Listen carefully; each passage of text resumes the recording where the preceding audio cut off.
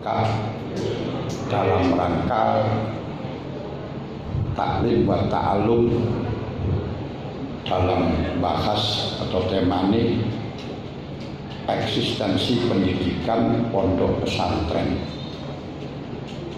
Kalau memang kita masih meragukan eksistensi pondok pesantren salaf,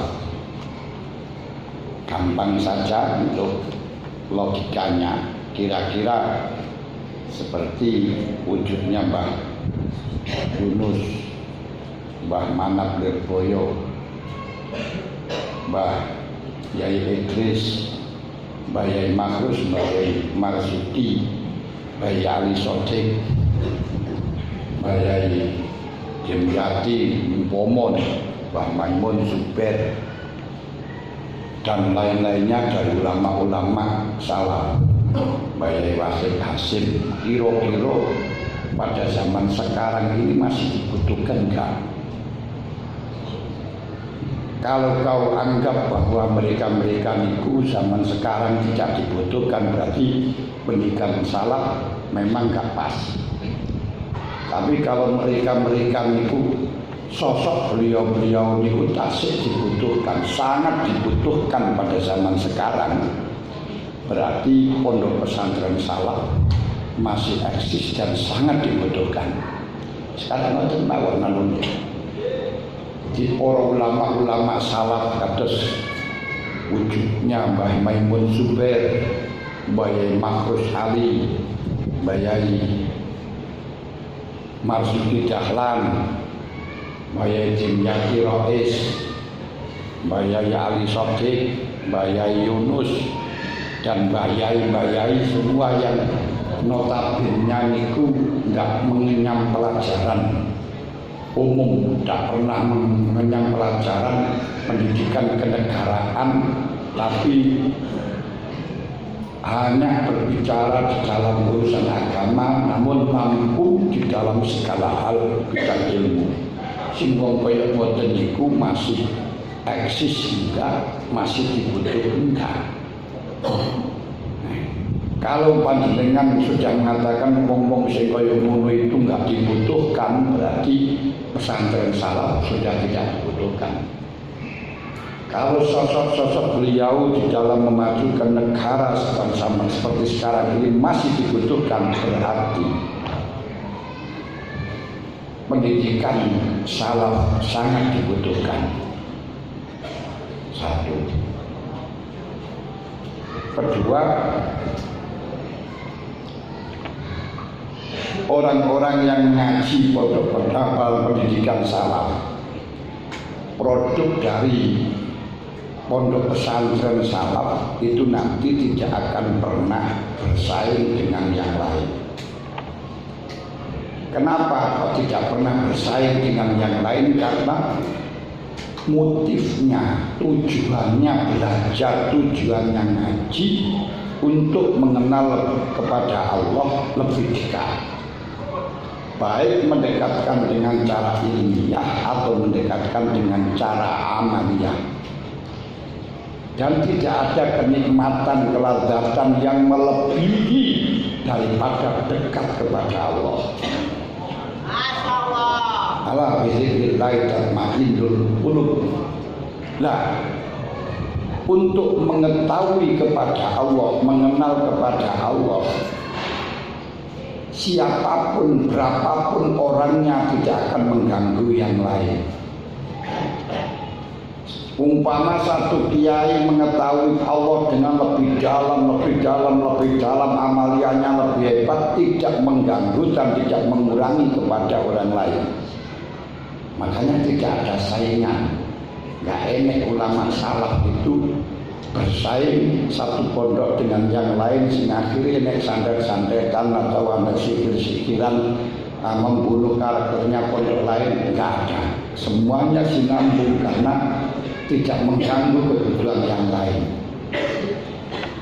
Tapi kalau motifnya itu urusan dunia, urusan jabatan, urusan pangkat, urusan job,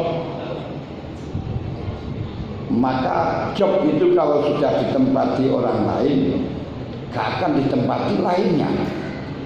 Harta ketika dimiliki satu orang tidak bisa dimiliki lainnya. Santri kalau sudah dimiliki orang tidak bisa dimiliki lainnya.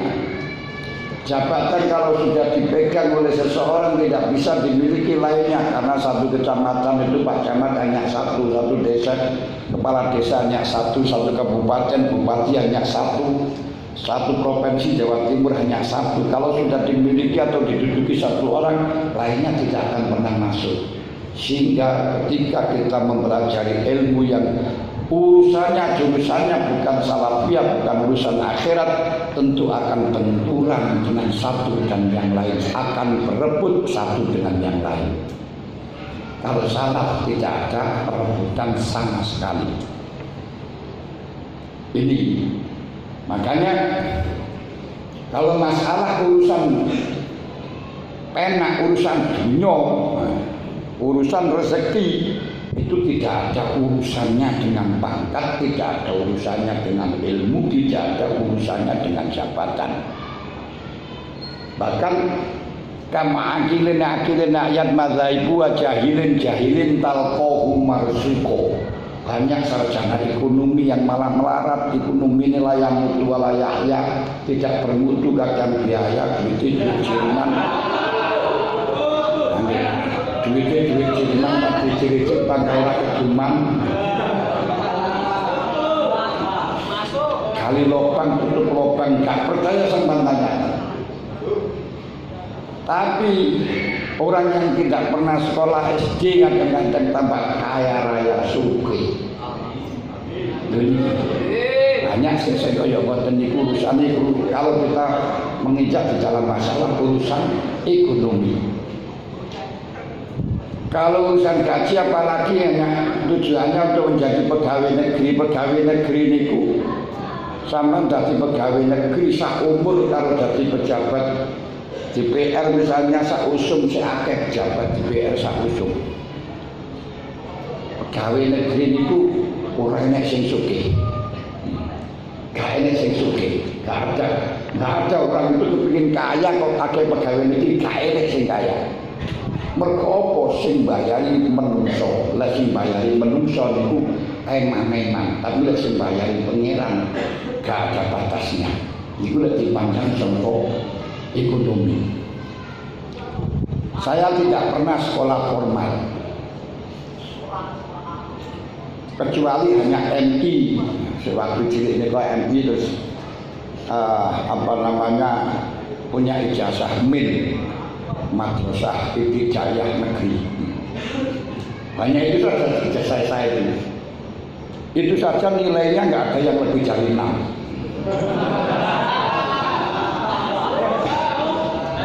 Hebat sekolah.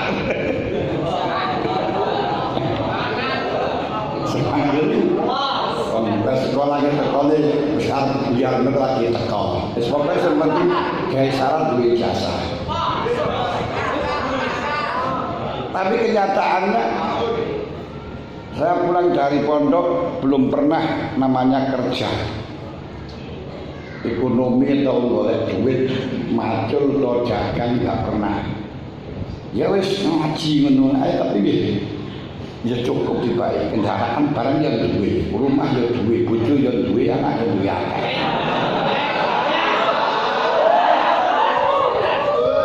Ya ora duwe utang. Jadi boleh urusan ekonomi.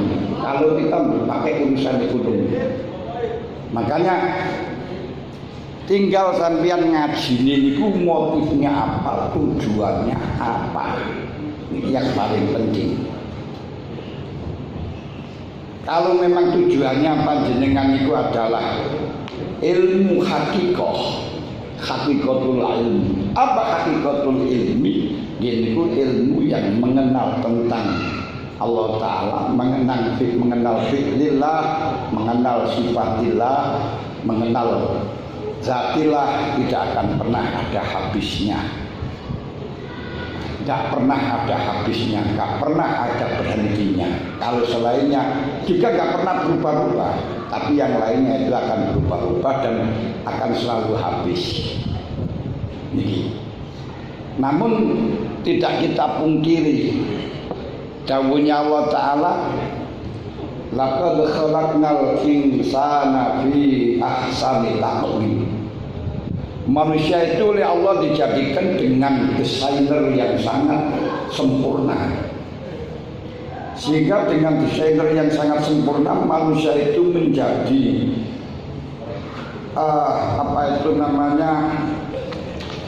barometer dan juga miniatur dari wujudnya dunia dan akhirat. Sehingga perjalanan di dalam alam, baik alam langit dan alam bumi, ini sesuai dengan perjalanan manusia. Perjalanan manusia bisa dilihat dengan perjalanan yang ada di langit dan bumi. Niku damu laqad khalaqnal insana fi ahsani taqwim. Kalau di langit misalnya, langit itu dimensi lain. Ada kolam, manusia ada kolam untuk merekam. Ini ku otak. Kalau di sana ada kolam termasuk Lauh Mahfuz sebagai catatan memori segala sesuatu dalam manusia itu ada pikiran kita yang bisa mencatat atau menjadi memori apa yang terjadi. Kalau di sana ada arus tempat melihat Allah Ta'ala, dalam diri manusia ada arus, yaitu lubuk hati, sirun yang digunakan untuk melihat kepada Allah Ta'ala. Kalau di sana ada surga yang selalu menyenangkan kepada orang-orang yang berdampingan, maka di diri manusia niku ana wong sing sifate neraka, ana sifate surga yang selalu menyenangkan orang yang datang, selalu menyenangkan orang yang berdampingan, selalu menyenangkan pada tetangganya, apalagi yang menempatinya.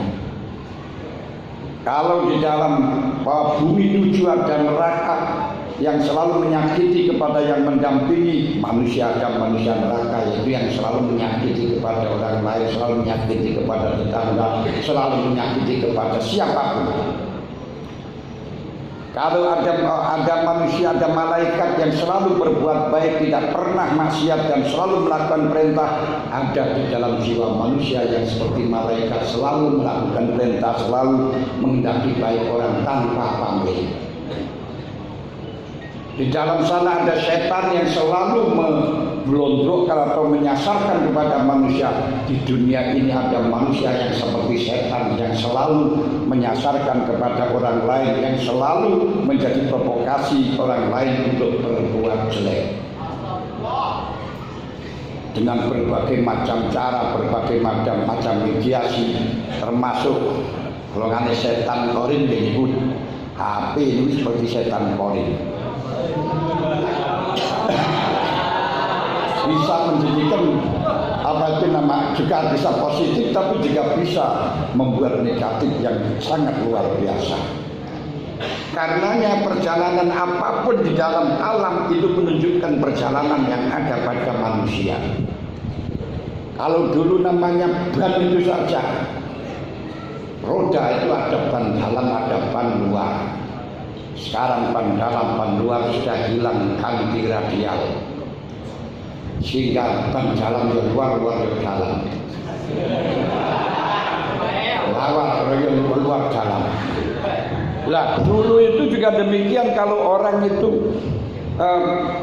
akan bisa membedakan mana yang urusan hati, mana yang urusan luar. Kalau di dalam pembicaraan konsep keseluruhannya ini urusan luar. Tapi kalau urusan tauhid, urusan siri di dalam tidak pernah diungkapkan, tidak pernah disampaikan. Tapi kalau sekarang luar ya dalam, dalam ya luar. Jadi tidak ada pembeda, sehingga menganggap wong teko nang apa namanya datang di kuburan musyrik, itu urusan luar, itu bukan urusan dalam.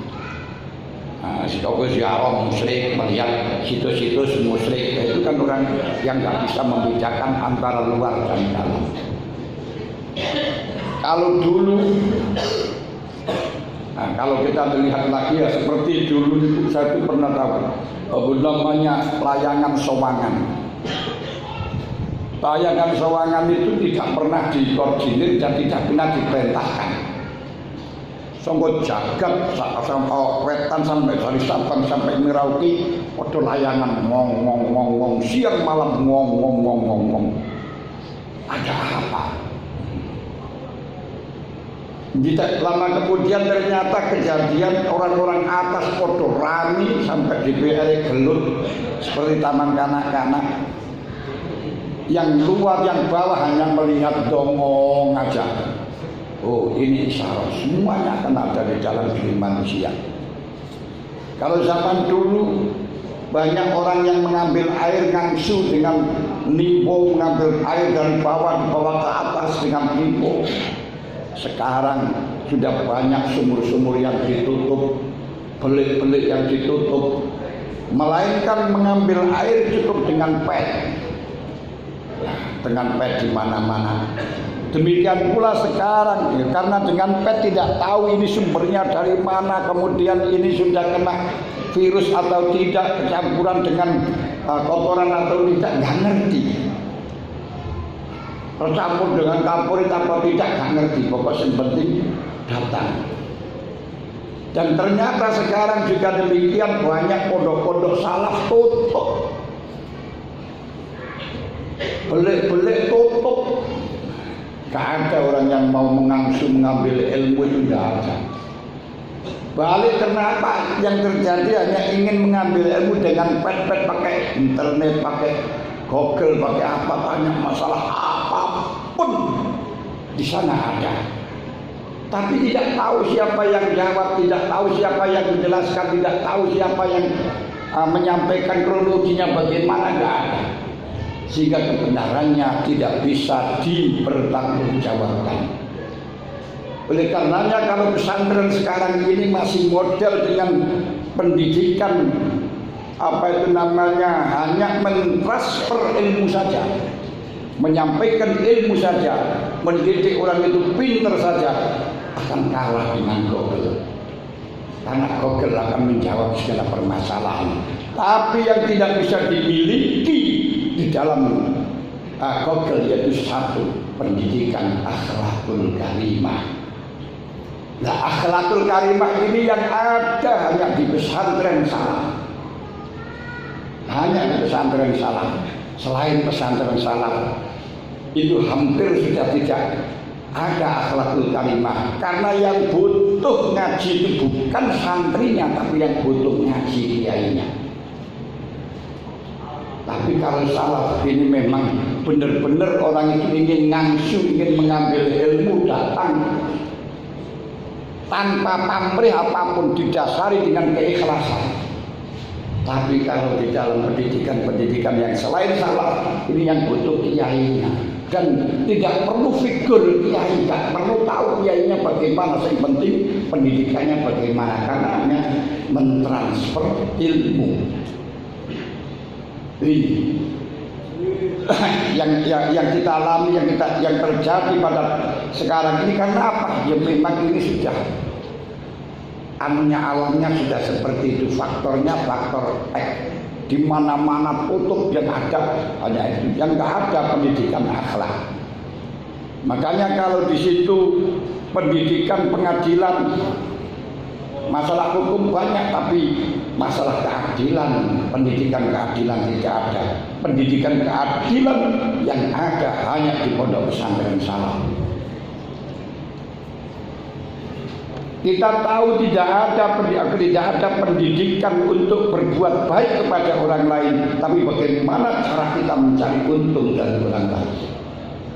Yang ada bagaimana cara kita berbuat baik kepada orang lain, tidak memikirkan apakah kita untung atau tidak. Ini hanya di pondok pesantren salaf.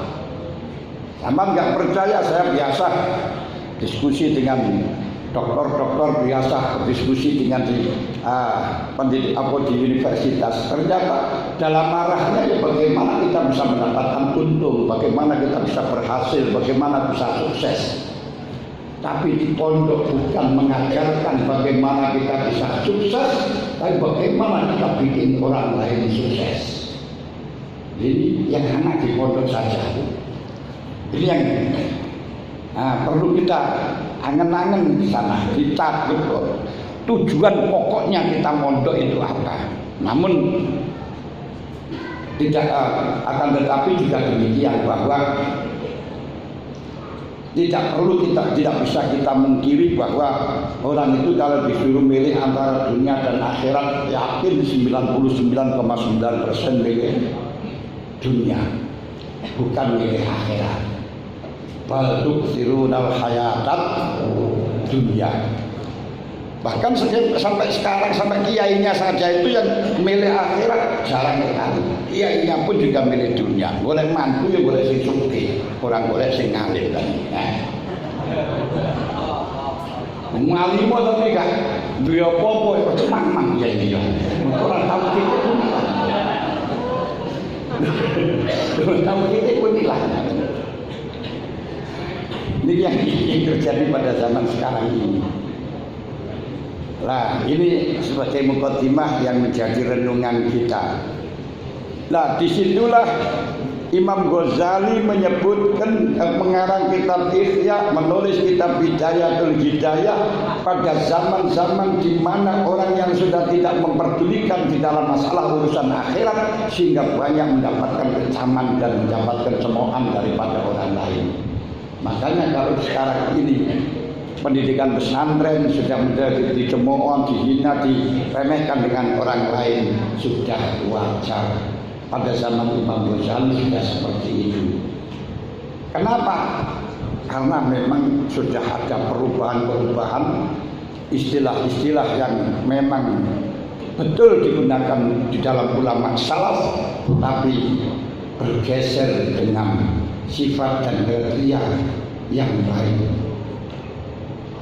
Sebagaimana yang disampaikan dalam moderator tadi mengatakan laula nafara min kulli firqatin minhum ta'ifatun yatafaqqahu fid-din wal yunziru qaumahum idza raja'u ilaihim la'allahum yahdharun. Orang fakih itu bukan orang yang pintar baca kitab, orang yang pintar, orang yang hafal dengan beberapa fatwa, tapi orang yang yunziru qaumahum, bisa inzar, bisa memberikan masyarakat jerah untuk melakukan maksiat dan dekat kepada Allah. Itu fakih.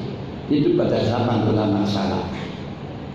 Bahkan di dalam Al-Qur'annya dikatakan walaqad zara'na li jahannama katsiran minal jinni wal insi lahum qulubun la yafqahun. Akan aku masukkan pada neraka Jahannam baik itu manusia dan jin karena dia tidak mengerti fikih.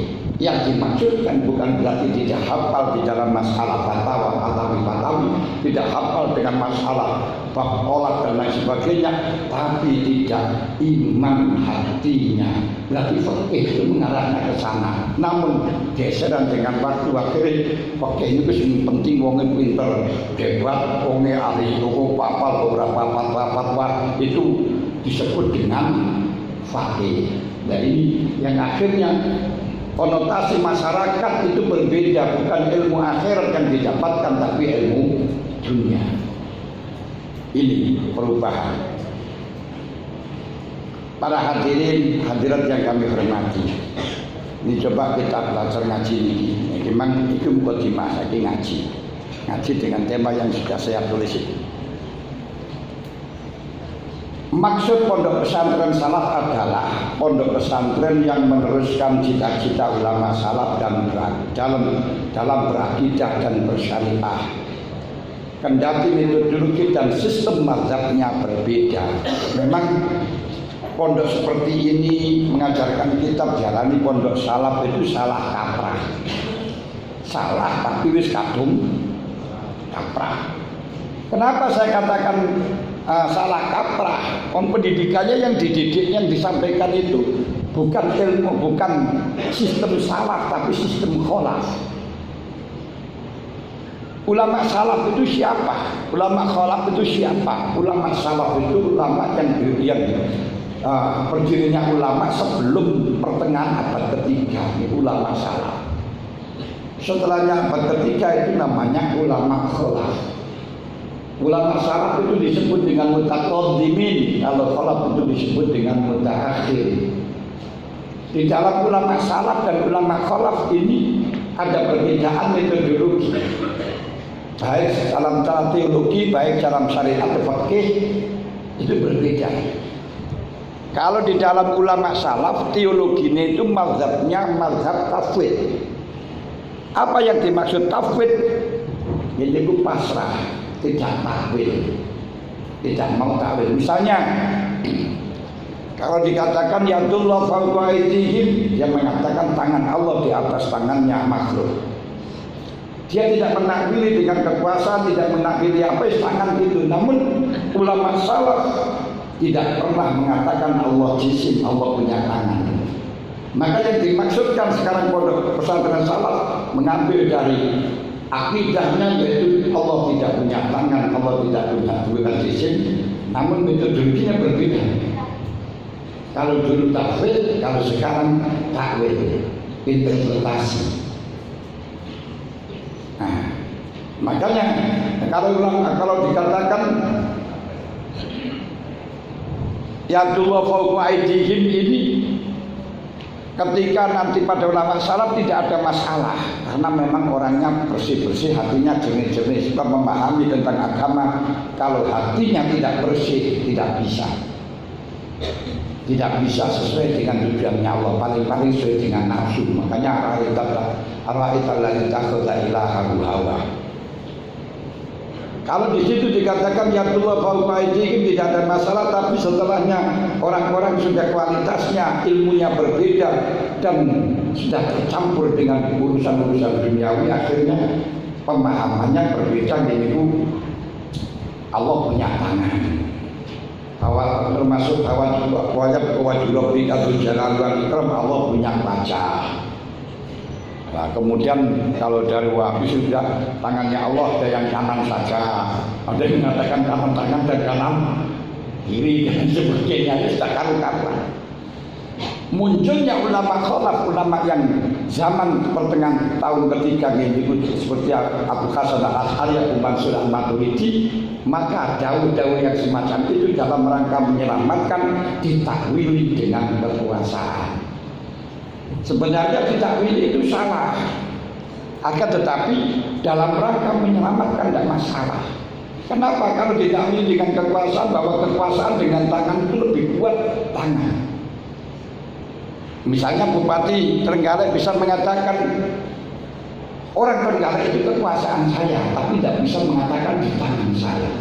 Kalau di tangan saya pasti kekuasaan. Ini bahasa yang sangat balik, yang sangat indah. Makanya ulama salaf tidak berani untuk mentakwili. Akan tetapi ketika tidak ditakwili akan menjadi mujasim, akan menjadi bahaya. Akhirnya perlu ditakwili dengan tanah salaf. Ini yang saya katakan metodologinya berbeda. Tapi maksudnya adalah memperkuat, mempertahankan akidahnya ulama salaf yang sudah banyak salah pahami oleh orang-orang yang tidak bertanggung jawab. Banyak di situ dulu. Kalau dikatakan la yazalul abdu yataqarrabu ilayya bin nawafil hatta uhibbah. Wa idza kuntu aqabtu kuntu sam'ahu yasma'u bihi wa basaru yabsaru bihi. Wa lisanahu yantiqu biha wa rijluhu yamshi biha. Wa lisanahu yantiqu biha. Warijlahu yang sidia. Orang kalau sudah mendekatkan diri kepada Allah terus menerus tidak akan pernah berhenti sampai dicintai oleh Allah. Kalau orang itu dicintai oleh Allah, maka yang didengarkan adalah Allah, yang dilihat adalah Allah, yang dikatakan adalah Allah, yang dijalani adalah Allah.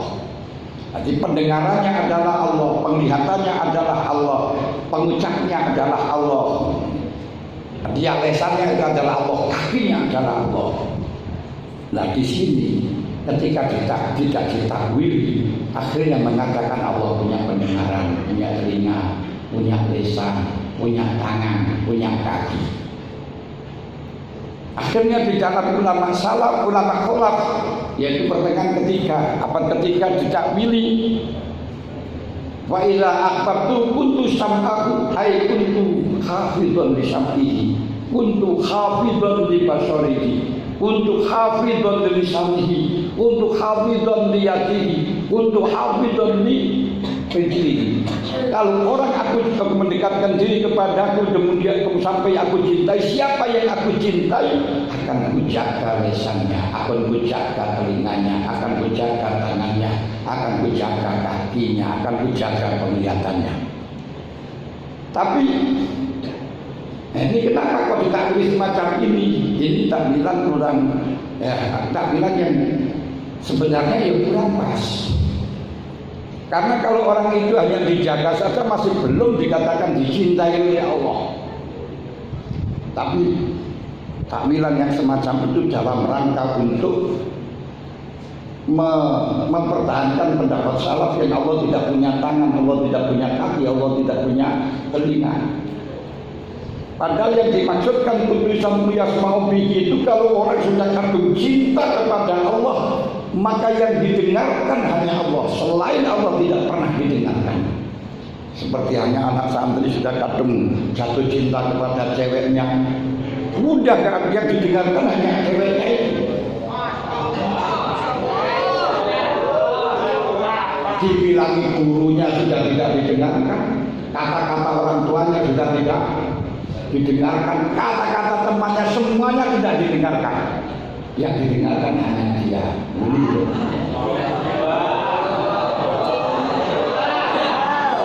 Demikian pula penglihatannya yang dilihat hanya dia. Mau makan ingat kamu, mau minum ingat kamu.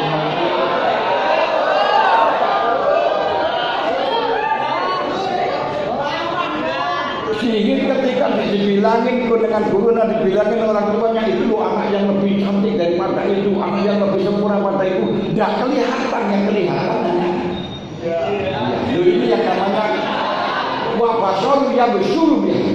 Jadi yang didengar ini berarti orang yang cinta kepada Allah, artinya yang didengarkan hanya urusan Allah, tidak pernah mendengarkan kata-kata untuk kepentingan pribadi, untuk kepentingan dunia, untuk keinginan apapun, tidak.